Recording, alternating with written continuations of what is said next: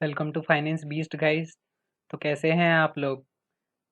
चलिए तो फिर बढ़ते हैं हमारे एक ब्रांड न्यू वीडियो के साथ, जिसका नाम है हैप्पीएस्ट माइंड टेक्नोलॉजीज लिमिटेड।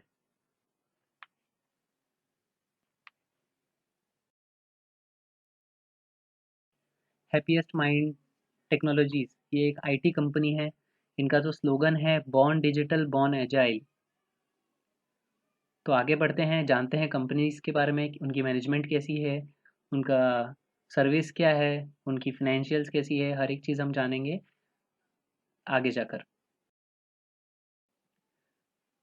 सबसे पहले जानते हैं इस कंपनी के प्रमोटर के बारे में कि ये क्या करते हैं, ये कौन हैं, इन्होंने क्या किया है। हर एक चीज़ जानना बहुत ज़रूरी होता है किसी भी कंपनी के बारे में कि उनका प्रमोटर कैसा है। तो ये जो आप तस्वीर देख रहे हैं लेफ्ट साइड में, इनका नाम है अशोक सूटा। अशोक सूटा जी एक इंडस्ट्री वेटरन है। इन्होंने 30 साल 30 ईयर्स आईटी इंडस्ट्री में गुजारे हैं। इनके बारे में मैं इनके एजुकेशन के बारे में बताना चाहूँगा। इन्होंने बैचलर ऑफ इंजीनियरिंग किया है इलेक्ट्रॉनिक्स में, एंड उसके बाद इन्होंने एमबीए इन फाइनेंस किया फिलीपाइंस करके जो कंट्री है उसमें जाकर। उसके बाद इन्होंने एजुकेशन होने के बाद विप्रो ज्वाइन किया। ये 1984 से 1999 तक विप्रो इन्फोटेक के प्रेसिडेंट रहे, एंड इन्होंने विप्रो को India's leading IT services company बना दिया। आफ्टर लीविंग विप्रो उन्होंने ज्वाइन किया माइंडट्री। इन्होंने ये कंपनी फाउंड की जो है माइंडट्री लिमिटेड, एंड उसको भी एक सक्सेसफुल आईटी सर्विसेज कंपनी बनाने के बाद उन्होंने 2007 में उसका आईपीओ लॉन्च किया मार्केट में, जो 103 टाइम से सब्सक्राइब किया। देखिए कितना ह्यूज रिस्पॉन्स आया था इनके आईपीओ पे। इन 2010 इन्होंने ये कंपनी को इस कंपनी से रिज़ाइन दे दिया, एंड आफ्टर दैट इन्होंने 2011 में अगस्त 2011 में एक नई कंपनी को फाउंड किया जिसका नाम है हैप्पीएस्ट माइंड टेक्नोलॉजीज, जिसका आईपीओ आ रहा है और जिसके बारे में हम बात करने की शुरुआत कर रहे हैं। आगे बढ़ते हैं, अबाउट कंपनीज के बारे में पढ़ लेते हैं कि कंपनी क्या करती है, क्या सर्विस प्रोवाइड करती है, कितने जगहों पर है। तो शुरू happiest mindset technologies is a Bengaluru based IT service provider company opened इन 2011। ये एक Bengaluru based IT service provider company है, 2011 में फाउंड हुई थी। चलो इनके सर्विसेज के बारे में जानते हैं। It provide services such as number 1 digital business service. Digital business services में एप्स, वेबसाइट्स, ये सारी चीज़ें आते हैं जो कंपनी दूसरी कंपनीज के लिए बनाते हैं। ये बिजनेस टू कस्टमर वाली कंपनी नहीं है, बिजनेस टू बिजनेस वाली कंपनी है। सेकंड हो गया प्रोडक्ट इंजीनियरिंग सर्विसेज। बड़ी बड़ी कंपनीज को उनके इंजीनियरिंग सर्विसेज प्रोडक्ट के लिए जो इंजीनियरिंग सर्विसेज चाहिए वो उनको प्रोवाइड करती है ये। लास्ट हो गया infrastructure management and security services. Security services के बारे में आप सब जानते ही हैं कि आजकल सिक्योरिटी सर्विसेज डिजिटली कितना इंपॉर्टेंट हो गया है, वरना कोई भी आके हैक करके चला जाता है या कुछ भी डेटा चुरा सकता है। इसीलिए सिक्योरिटी सर्विसेज भी ये प्रोवाइड करते हैं, इंफ्रास्ट्रक्चर मैनेजमेंट में भी ये हेल्प करते हैं। Next, as of June 2020, Happiest Mind Technologies has a strong base of 148 active customers and has its operations in US, UK, Canada, Singapore and Australia. जून 2020 तक इस कंपनी के पास 148 एक्टिव कस्टमर्स है और इनका operations United states, United kingdom, Canada, Singapore and Australia में फैला हुआ है। Company provides its services in sectors like retail, edutech, industrial, BFSI, high-tech, engineering, research and development, manufacturing, travel, media and entertainment। देखिए ये कौन से सेक्टर में नहीं है, ये हर सेक्टर में सर्विस प्रोवाइड कर रहे हैं। तो इसी से आप अंदाज़ा लगा सकते हैं कि इसके पास कितनी ग्रोथ अपॉर्चुनिटी पड़ी हुई है और आगे जाकर और भी ग्रोथ होगी। और इंडिया में ये कंपनी है, इंडिया में तो आईटी सेक्टर का बूम आ सकता है आगे जाके, जैसे 2000 में आया था। Company has some big names on its partners list, including Microsoft, Amazon Web Services, McAfee, IBM, PTC and many more. Company के पार्टनर्स लिस्ट में माइक्रोसॉफ्ट आता है, अमेजोन वेब सर्विसेज आता है, मैकफी आता है। आप सब जानते हैं ये बड़ी बड़ी कंपनीज को, और भी बहुत सारी कंपनीज है जो उनके पार्टनर्स लिस्ट में आती हैं। आगे बढ़ते हैं, कंपनीज की फाइनेंशियल्स कैसी है तो हम देखते हैं बैलेंस शीट के बारे में। तो जो सेल्स करके जो रेवेन्यू आती है तो 2018 में देखेंगे तो 462 करोड़ थी, जो कि 27% से जंप होकर 590.36 करोड़ हो गई 2019 में, एंड वापस से कंटिन्यूस 18.36% का जंप लेकर 698 करोड़ हो गए। तो देख रहे हैं आप ग्रोथ कितने अच्छे तरीके से रेवेन्यू में आई है, उनके पास रेवेन्यू अच्छे हो रहे हैं, सेल्स अच्छे हो रहे हैं। इससे अंदाज़ा लगा सकते हैं कि ये कंपनी ग्रोथ के उस पे है। नेट प्रॉफिट की बात करें तो 2018 में ये कंपनी लॉस में थी, 22.5 करोड़ का लॉस हुआ था इस कंपनी को। लेकिन उसके बाद एक सडन जंप किया कंपनी ने, 14 करोड़ का प्रॉफिट हुआ उसके बाद 2019 में, जो 163% का ग्रोथ बताता है। And after that last year 2020 में सीधा जंप है 71.71 करोड़ का, विच इज़ अ 404% जंप। प्रॉफिट देखिए आप क्या जंप कर रहा है, इसका मतलब है कंपनी आगे बढ़ती जा रही है, प्रोग्रेस कर रही है काफ़ी। और भी इंफॉर्मेशन देना चाहूँगा जो फाइनेंशियल्स को लेकर है और इससे रिलेटेड है। So nearly 97 of companies' revenue came from digital services in the fiscal year 2020, which is one of the highest among Indian IT companies. तो जो इनका 97% रेवेन्यू आता है वो डिजिटल सर्विसेज से आता है। एंड ये इंडिया आईटी कंपनीज में सबसे हाईएस्ट है, बिकॉज आई टीसीएस देख लीजिए, इन्फोसिस देख लीजिए, माइंट्री देख लीजिए, इन सबका अगर एवरेज रेवेन्यू देखें ना हम, तो डिजिटल सर्विसेज से 30 to 40 to 50% आता है, इससे ज़्यादा नहीं आता है उनका। तो इसीलिए देखिए ये कंपनी कितनी अच्छी ग्रोथ पे है। इनका जो सबसे ज़्यादा 42% रेवेन्यू आता है वो एड्यूटेक एंड हाईटेक सेगमेंट से आता है, एंड इनके लिए ये रेवेन्यू जनरेटर है। एड्यूटेक टेक क्या होता है? एड्यूटेक मतलब आज हम ऑनलाइन एजुकेशन ले रहे हैं, वो जो सर्विसेज, वो स्मूथनिंग जो प्रोवाइड होती है, हर एक चीज़ उसमें जो एड ऑन होता है। मैं तो आईटी वाला नहीं हूँ, बट मैं इतना बता सकता हूँ कि काफ़ी हद तक उसमें प्रॉब्लम्स आ सकते हैं, जिसको ये सॉल्व करते हैं कंपनीज। उसके ऐप्स बनाते हैं, उसके वेबसाइट्स बनाते हैं, उसकी स्मूथनिंग के लिए काम करते हैं। आगे बढ़ते हैं। Happiest mind technologies also has been investing in next generation technology such as robotics and blockchain. ये कंपनी काफ़ी सालों से इन्वेस्ट कर रही है और ये अभी डेवलपमेंट कर रही है रोबोटिक्स में, ब्लॉकचेन में एंड आर्टिफिशियल इंटेलिजेंस में। उससे इनको इनकम भी आनी स्टार्ट हो गई है। एंड ये हम सबको मालूम, robotics and blockchain and artificial intelligence आगे जाके एक फ्यूचर का ग्रोथ काफ़ी अच्छा है, उसका आगे फ्यूचर वही है, हमें तो वही लगता है। आगे बढ़ते हैं। The company also wants to improve its share in European markets.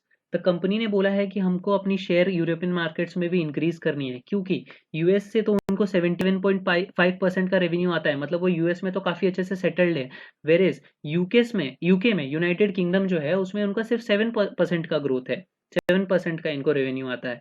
जो एक इसको इम्प्रूव करने की ये लोग काफ़ी कोशिश कर रहे हैं, एंड उस पर ही इनका नेक्स्ट फोकस है।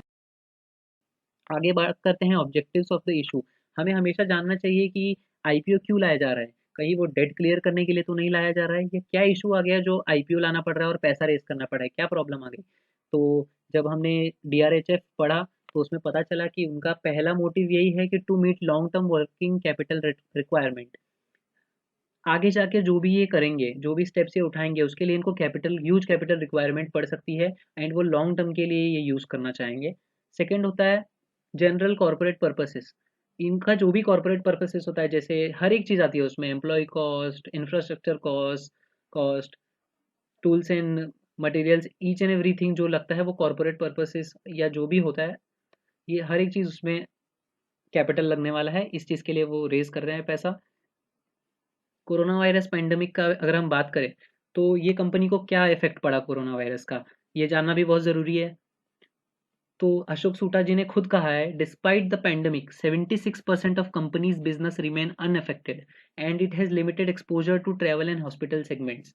देखिए इतना बड़ा पैंडेमिक आया, हर एक कंपनीज पे काफ़ी असर पड़ी, आधी आधी दाम पे शेयर्स मिल रहे थे, 60% 70% डिस्काउंट पे, लेकिन ये कंपनी का 76% रेवेन्यू जो है, बिजनेस जो है, वो अनअफेक्टेड रहा। बिकॉज इनका एक्सपोजर जो ट्रैवल, टूरिज्म, हॉस्पिटल सेगमेंट से उसमें बहुत कम है, जो सबसे ज़्यादा अफेक्टेड थे इस पेंडेमिक में। बाकी जो सेक्टर्स थे उससे इनको रेवेन्यू आया, इनके ऊपर कोई असर नहीं पड़ा। देखा जाए तो 76% इज़ अ गुड नंबर। देखा जाए तो कंपनी डेट फ्री है, which is a very good sign. इससे ये पता चलता है कि इनके पास पैसा ऑलरेडी है, इनको कोई पैसे की इश्यूज नहीं है। मैंने ये तक रीड किया है कि इनके पास काफ़ी कैश भी पड़ा हुआ है, and they have never borrowed any loans from banks and other financial institutions. इनके ऊपर जो भी छोटा मोटा कर्जा था वो इन्होंने चुका दिया है लास्ट 2 सालों में। 92% of revenue comes from repeated customers. Deals with 37 of the Fortune 1000 companies. जो फॉर्च्यून 1000 कंपनीज होती है वर्ल्ड में, उसमें से जो 37 कंपनीज है ये इनके रिपीटेड कस्टमर्स हैं और उससे इनको 92% रेवेन्यू आ रहा है। फॉर एग्जाम्पल मैं आपको बताता हूँ इस पॉइंट को समझाने के लिए।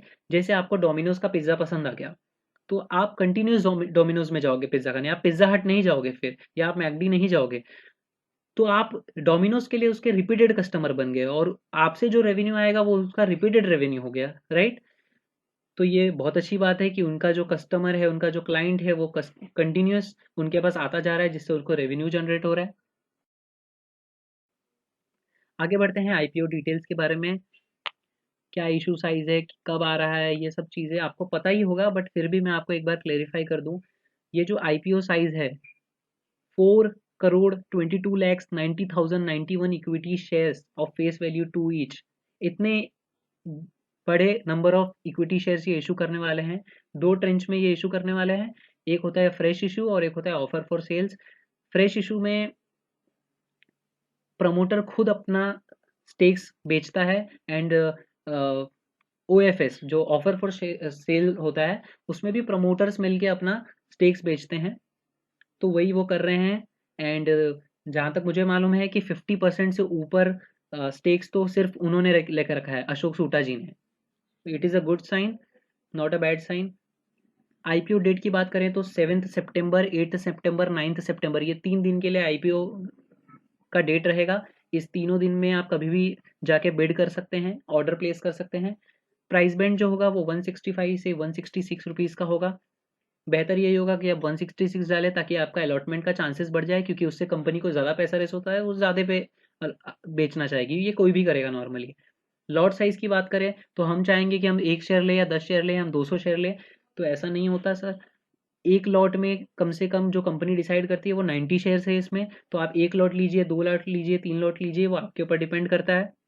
इन्वेस्टमेंट अमाउंट की बात करें तो 90 शेयर्स मल्टीप्लाई बाय 166 रुपीज़, तो जो इन्वेस्टमेंट अमाउंट आएगा वो है 14,940 रुपीज़, जो कि 15,660 रुपीज़ कम है।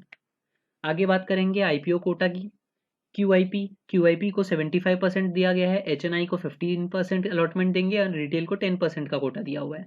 क्यूआईपी कौन होता है? क्यूआईपी होते हैं qualified institutional investors, mutual funds, financial institutions, ये सारे इसमें आते हैं क्वालिफाइड इंस्टीट्यूशनल इन्वेस्टमेंट्स प्लेसमेंट्स में। इसमें सारे क्वालिफाइड लोग आके इन्वेस्टमेंट करते हैं, काफ़ी रिसर्च करते हैं, काफ़ी मैनेजमेंट से बात करते हैं, उसके बाद वो डिसाइड करते हैं कि उनको इन्वेस्ट करना है कि नहीं।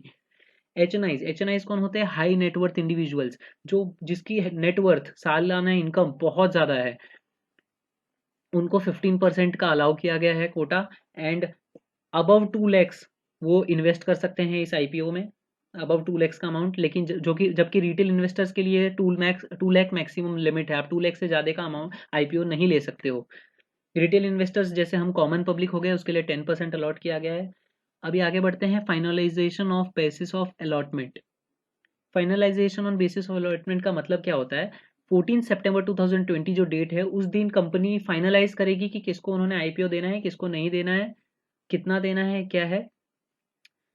जिसको आईपीओ नहीं मिलेगा उसको रिफंड मिलेगा, मीन्स उसके बैंक अकाउंट से पैसा अनलॉक हो जाएगा, जो कि उसके ही नेक्स्ट डे होगा प्रोसेस में, 15 सितंबर 2020।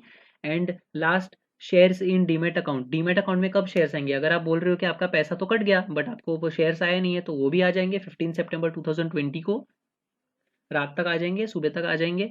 लिस्टिंग डेट की बात करें, जब ये मार्केट में उतरेगा ये शेयर, ये एक्सपेक्टेड है कि 17 सितंबर 2020 को ये लिस्ट हो जाना चाहिए मार्केट में, और इसकी ट्रेडिंग स्टार्ट हो जाएगी। आप चार्ट्स में मूवमेंट देखना स्टार्ट करेंगे, आप एनएससी बीएससी पे इसको फाइंड करेंगे, ब्रोकर्स के साइट पे आप फाइंड करेंगे इस शेयर को।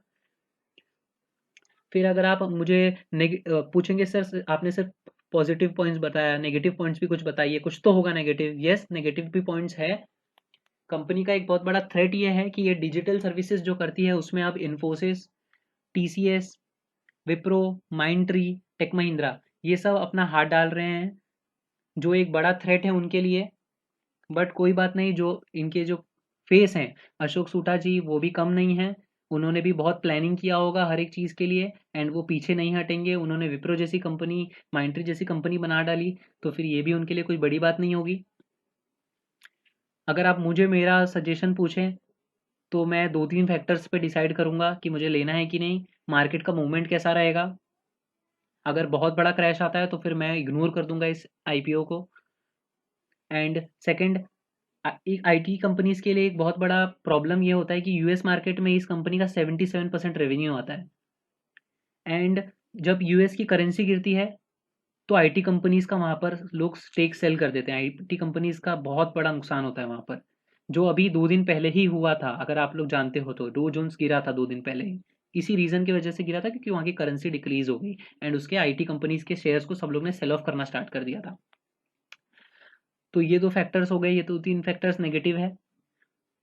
2 साल की प्रॉफिट पे हम डिसाइड नहीं कर सकते ये कंपनी बहुत अच्छी है। हमें क्वार्टरली ऑन क्वार्टरली बेसिस पे आपको डिसाइड करना चाहिए कि ये कंसिस्टेंटली ग्रोथ दे रहा है कि नहीं, कंसिस्टेंटली नेट प्रॉफिट है कि नहीं, कैश इसने रखा है कि नहीं अपने पास जमा करके, डेट तो नहीं ले रहा। ये सब चीज़ों आप पे आपका नज़र होना चाहिए। लास्ट एंड लास्ट बोलूँगा कि मैं इस शेयर्स को सब्सक्राइब मतलब इस आईपीओ में अप्लाई करूँगा या नहीं। यस, मैं इस आईपीओ में अप्लाई करने जा रहा हूँ।